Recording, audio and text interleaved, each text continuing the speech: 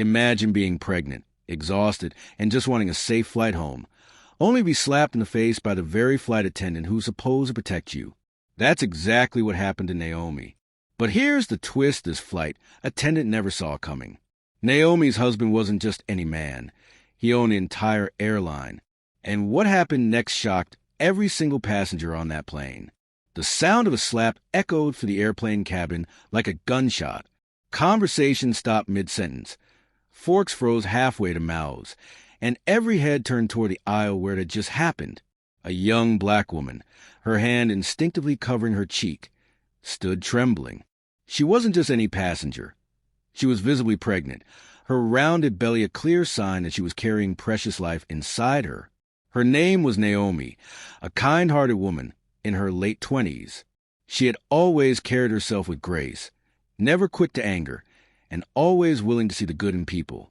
Today, she was on her way to reunite with her husband, Marcus, after being apart for weeks.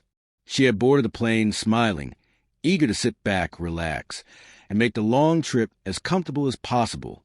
But her peaceful flight turned into a nightmare in a matter of seconds. The flight attendant, Cynthia, had been on edge since takeoff. She barked orders at passengers, rolled her eyes at simple requests, and carried herself like she owned the sky. When Naomi politely asked for an extra blanket, explaining she felt cold and needed to stay comfortable for her baby, Cynthia snapped.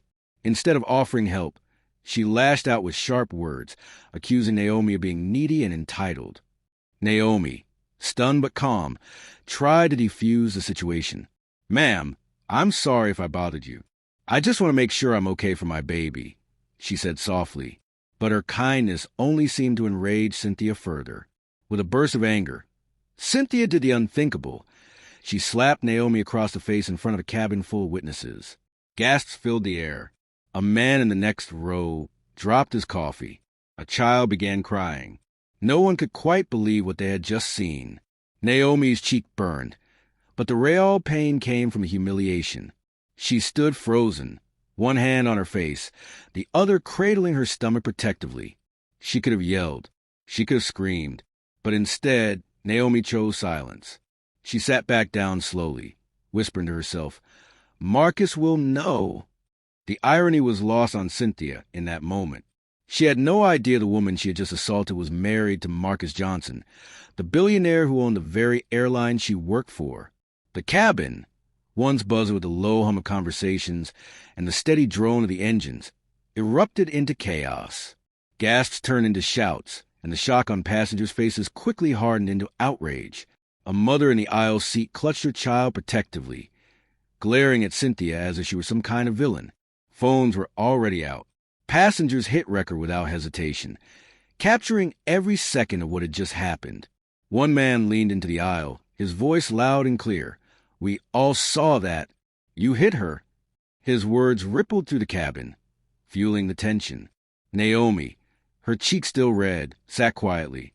She whispered, I just wanted a blanket." Her voice trembled, breaking hearts around her. But Cynthia wasn't backing down. Crossing her arms, she snapped, "She's exaggerating. I barely touched her. Some people just love to play victim." Her dismissive tone only made things worse. "Barely touched her?"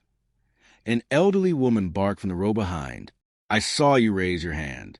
Shame on you. She's pregnant, for heaven's sake." The woman's words drew nods and murmurs of agreement from others. Another passenger stood up, shouting toward the front, "Get the captain out here. This is unacceptable."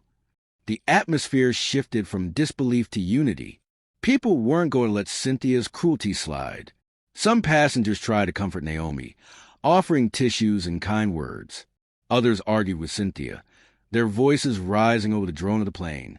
Yet through all of it, Naomi remained calm. She didn't lash out, didn't insult, didn't argue. She placed a steady hand on her belly and whispered again, "Marcus will know." Little did anyone realize just how true those words were. The shouting in the cabin grew louder until it finally reached the cockpit. The captain, a seasoned pilot with decades in the sky, knew something serious had happened. Pilots rarely left their post mid-flight, but the chaos was too great to ignore. He handed controls to his co-pilot, unbuckled, and marched down the aisle with authority radiating from every step. "What is going on here?" he demanded, his voice booming over the commotion. The passengers erupted all at once, pointing towards Cynthia. Phones were shoved into his view, showing the replay of the slap again and again. The captain's stern eyes locked on Cynthia. "Is this true?" Cynthia crossed her arms, defiant as ever. She was provoking me. She was making demands, acting entitled. "I won't be disrespected on my flight."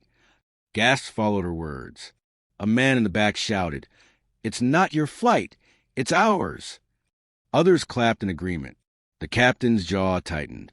"You are not in charge here, Cynthia. Step aside. You've crossed a line." His tone left no room for debate.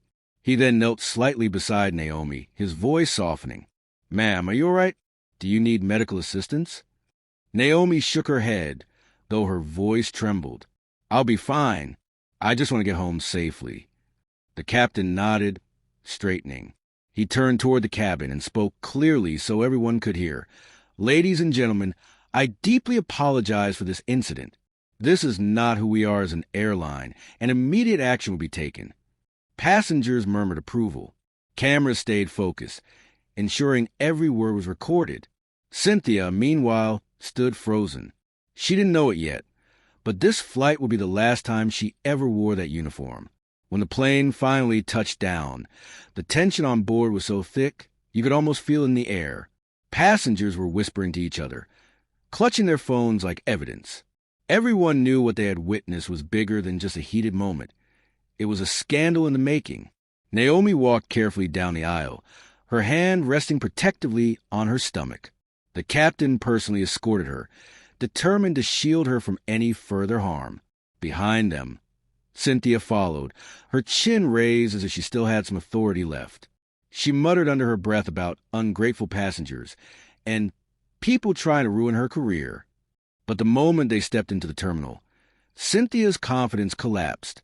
Standing tall near the gate was a man she instantly recognized from news headlines and business magazines. Marcus Johnson, billionaire entrepreneur and the very owner of the airline she worked for.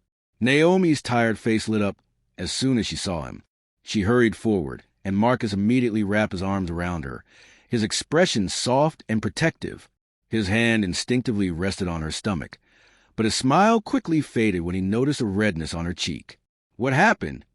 Marcus asked, his voice low but commanding. Naomi whispered the truth, and the crowd nearby fell silent. Cameras clicked as people realized the story unfolding before them. Cynthia's face drained of color. Her earlier arrogance vanished, replaced with trembling lips and wide, fearful eyes. "I didn't know. I didn't mean," she stammered. But Marcus didn't need explanations. He turned to the captain and said firmly, "Escort her to HR immediately. She will never work for my airline again." Passengers burst into applause, their cheers echoing through the terminal. Justice was in motion. News of the incident spread like wildfire. By the time Marcus and Naomi left the terminal, videos from the flight had already gone viral. Hashtags like #JusticeForNaomi and #AirlineRespect were trending worldwide. Millions of people watched the shocking clip of Cynthia striking a pregnant passenger, and the outrage was immediate. Marcus wasted no time. The very next morning, he stood before reporters at a press conference, with Naomi by his side. Cameras flashed as he spoke with calm but firm authority. This airline was built on trust, dignity, and respect. Every passenger deserves to feel safe in our care, no matter who they are. What happened on that flight was unacceptable. Effective immediately, the employee responsible has been terminated, and we are putting new measures in place to ensure this never happens again. His words drew applause, not only from those in the room, but from countless viewers watching online.